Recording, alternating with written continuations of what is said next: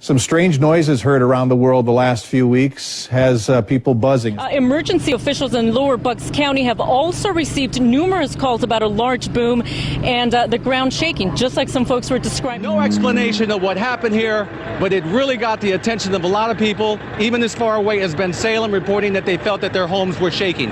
Clips posted from Arizona to England and right next door in Manitoba, all showing folks alarmed by what sounds like a noise straight out of a science fiction flick.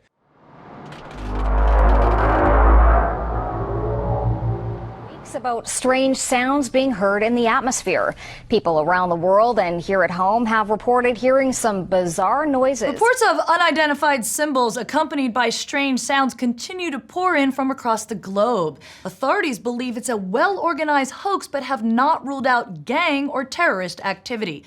A few hours ago, a young man suspected of vandalism was taken into custody.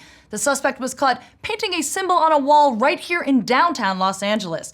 We now have Michael Allen live on the scene just a few blocks away from where the suspect was arrested. Michael? Thank you, Susan. Behind me is one of the many symbols seen across the globe. The suspect who was caught vandalizing this wall is currently being held for questioning, while the strange sounds related to these markings have yet to be...